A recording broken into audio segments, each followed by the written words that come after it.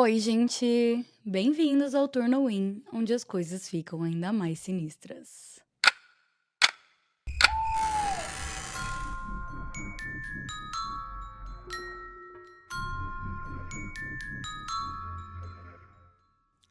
E aí, gente, vocês estavam com saudade de ver minha cara?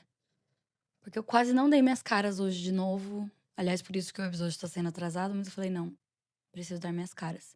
Mas eu tava pintando o cabelo. Decidi escurecer meu cabelo, porque eu não aguento mais ter cabelo clarinho, é muito difícil de cuidar.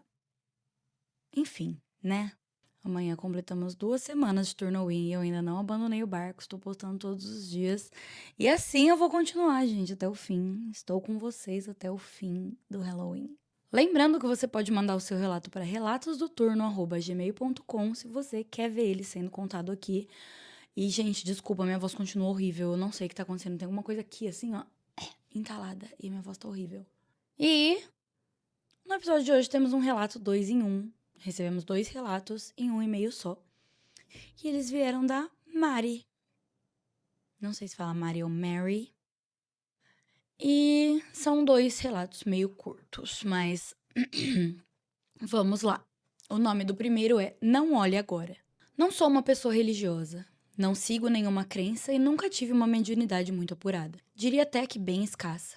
Mas como grande fã de terror, me previno e sigo algumas regras que aparecem nas lendas, mais para me tranquilizar do que por acreditar nelas. Moro sozinha e valorizo muito a paz e o conforto de não ter que me preocupar com interações. Eu sei bem como é. Tenho 2 gatos carentes que me fazem companhia. Um morisquinho e uma escamada. Isso é o suficiente para mim. Eles sempre dormem nos meus pés, sem falta. O meu apartamento é bem arejado e, embora não seja grande, é confortável. Tem uma sala integrada à cozinha e um pequeno corredor. A porta do meu quarto, à direita, encosta na do banheiro, no final do corredor, e fica de frente para uma pia com um espelho. Houve noites em que eu fui dormir tarde por causa do trabalho e o lado de fora do meu quarto parecia estranhamente mais escuro. Nessas noites, sempre sentia que alguém me observava, ou que eu não havia trancado a porta e que alguém poderia ter entrado na casa. Escutava estalos e passos muito próximos. Não importava o quanto eu tentasse ser racional, eu não conseguia dormir sem fechar a porta e acender o meu abajur. Em uma dessas noites, eu estava aconchegada na cama, abraçada com um gato e com o outro em cima de mim. Dessa vez, ignorei a sensação estranha e me confortei pensando que os meus gatos me protegeriam de qualquer coisa ruim. Então, acordei de repente, sem me mover ou abrir os olhos. Mesmo sem enxergar, senti o quarto escuro, o ar pesado e frio. Alguém estava dentro do meu quarto, parado, me observando.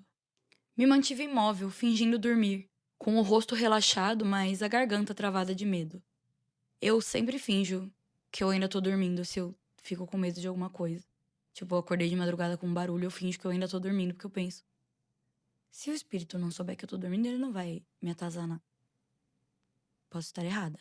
Senti algo afundando suavemente o colchão ao meu lado. Ai.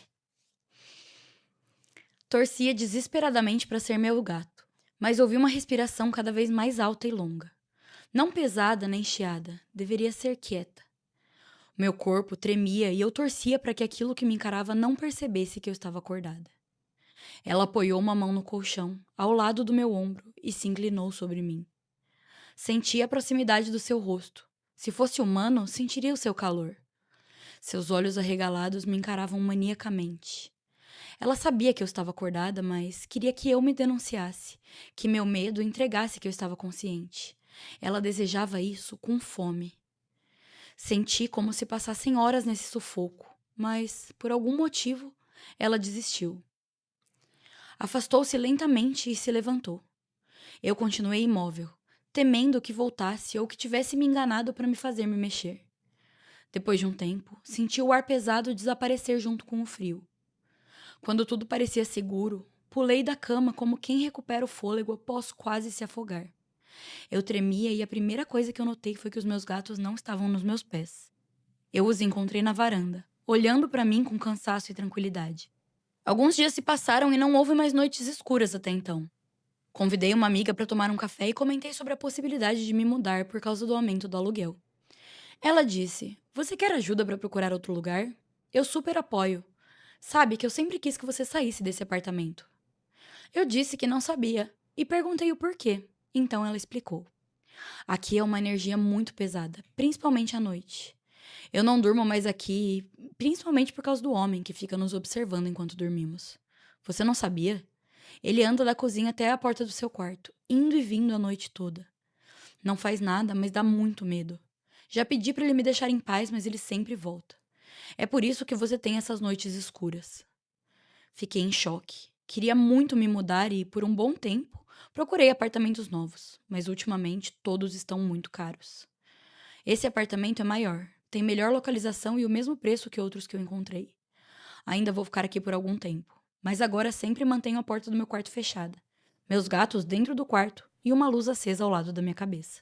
Então, a minha teoria de que fingir que você tá dormindo até irem embora funcionou. Até porque você nunca tinha percebido a presença desse homem andando, indo e voltando, do seu quarto até a cozinha. Mas essa cena vai vir na minha cabeça a hora que eu for dormir à noite. Uma sombra que caminha da cozinha até a porta do meu quarto. Porque no meu apartamento também é. Tem a porta aqui, aí aqui tem um corredor, a porta dá num corredor enorme. E aí, pra esse lado tem uma porta que dá na cozinha, aqui é tudo aberto e é a sala, porta do meu quarto, então, porta do banheiro, porta do meu quarto, porta do escritório, reto no corredor. Então, ele pode fazer tranquilamente esse caminho até a cozinha. E ele tem espaço de sobra pra caminhar no corredor enorme que tem na minha casa. Olha que delícia! Vai ser incrível lembrar disso na hora de dormir. E o segundo relato veio com o nome Ainda Está Aqui. Vamos pro segundo relato. No começo do ano, fui pra São Paulo passar 1 mês e meio fazendo um curso técnico. Como eu me organizei bem, consegui um estúdio todo equipado, bonito, novinho e bem próximo ao instituto. O curso era em período integral, 12 horas por dia, às vezes até mais. Era muito conteúdo e eu não queria perder nada, então revisava tudo o que havia aprendido, até por volta das 23 horas.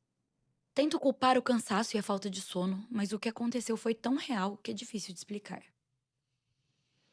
Apesar da grande janela de vidro que ia do teto ao chão e iluminava todo o pequeno apartamento, mesmo com as cortinas fechadas, havia também as mesmas noites escuras. Diferente do meu apartamento, não havia uma porta que me isolasse. Eu só tinha um pequeno abajur na cabeceira. Na maioria das noites, por causa da exaustão, eu acabava dormindo, mesmo com a sensação de estar sendo observada. Mas em uma noite específica, logo após mandar uma mensagem para o meu amigo, eu peguei no sono rapidamente. Acordei com a minha intuição gritando: não abra os olhos, não se mexa. Logo em seguida, senti uma mão encostar no meu ombro e me balançar suavemente. Uma voz calma, num sussurro, me chamou pelo nome. Era a voz do meu irmão. Ele nunca foi de acordar de madrugada, muito menos vir me chamar. Mas não me enganaram. Eu estava em São Paulo. O meu irmão não poderia estar ali. Esse não é o meu irmão, eu pensei. A voz era idêntica, perfeita, sem falha ou maldade aparente. E mesmo assim, eu fiquei paralisada de medo. O que pareceram horas se passaram até que a voz parou e a mão me soltou. Pulei da cama num só movimento. O quarto ainda estava escuro, mas os contornos dos móveis se destacavam. Olhando em volta, assustada, notei o corredor que levava à porta de saída, mergulhado naquela escuridão. Então, algo chamou minha atenção na prateleira alta acima da TV. Uma figura encolhida, com pernas tão longas que os joelhos dobrados chegavam ao lado das orelhas. Sua pele não tinha cor alguma. Não era apenas pálida, era cinza sem qualquer subtom. O rosto, meio coberto pela sombra, exibia apenas um sorriso perturbador. Desviei o olhar com esforço e acendi todas as luzes do estúdio. Quando olhei para o relógio, eram apenas 23h40. Só haviam se passado 20 minutos desde que eu havia mandado a mensagem para o meu amigo. E para dormir o resto da noite, sendo que ainda era só 11h40 da noite quando isso aconteceu. Deve ter sido uma noite de merda do cão. E essa coisa tá te seguindo, mulher. Bora procurar aí um centro espírita, um terreiro, uma igreja. Bora se livrar desse negócio que tá te seguindo. Pelo amor de Deus. Mas eu amei os relatos, achei muito bem escritos. E eu acho que cabe mais um. E o próximo relato não é da Mary, é de outra pessoa. Mary, não sei. E veio com o nome Um Homem Um homem sombra que me aterrorizou na luz do dia. E ela começou esse relato perguntando a origem do meu sobrenome, que é parecido com o dela.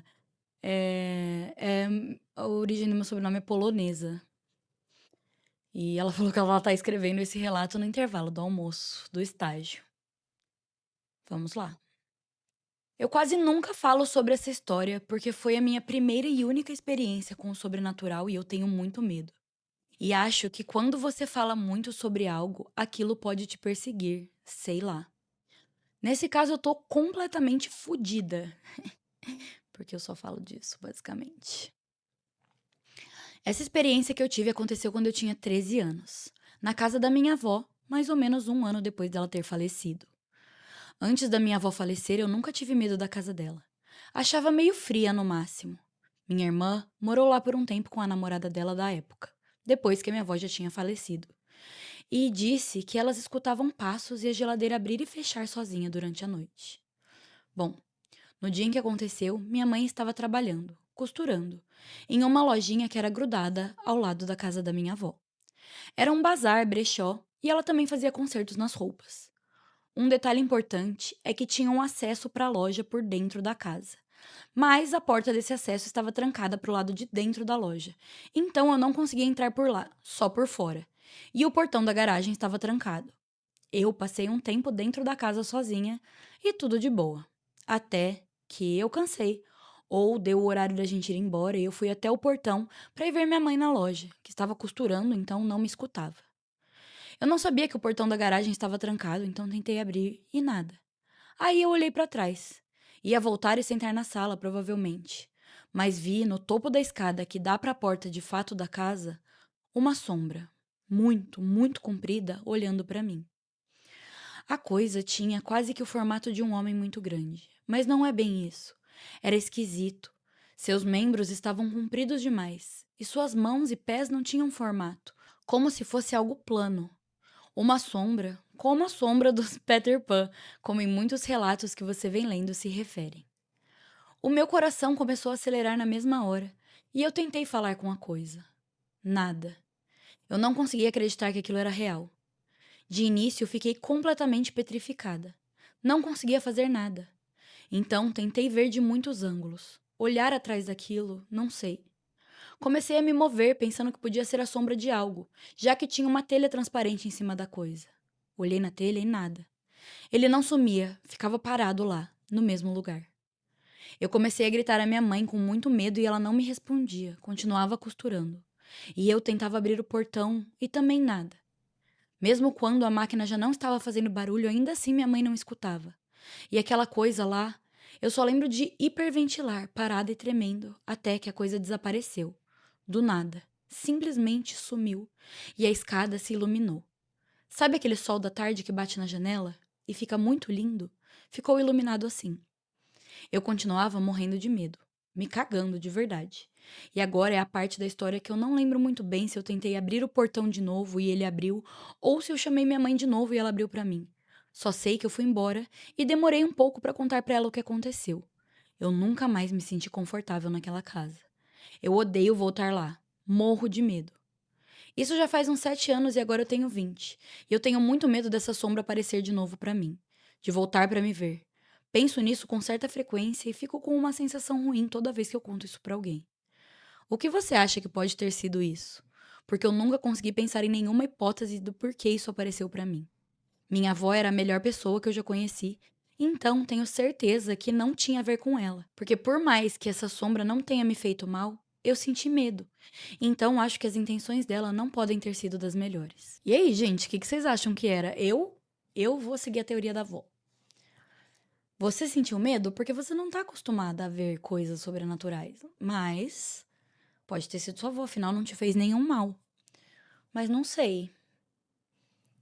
Às vezes, por vocês se sentirem estranhas nessa casa, alguém viu a oportunidade de assustar ainda mais vocês? Alguém. Algo do além. Alguém. Quero saber de vocês, turners. Falem aqui nos comentários o que vocês acham que foi isso. E este foi o episódio de hoje do Turno Win. Espero muito que vocês tenham gostado. E eu vejo vocês amanhã em alguma hora, mas no mesmo lugar, porque Eu quero postar às 8, mas às vezes eu não consigo. Mas enfim, eu vejo vocês amanhã na mesma hora e no mesmo lugar. Um beijo.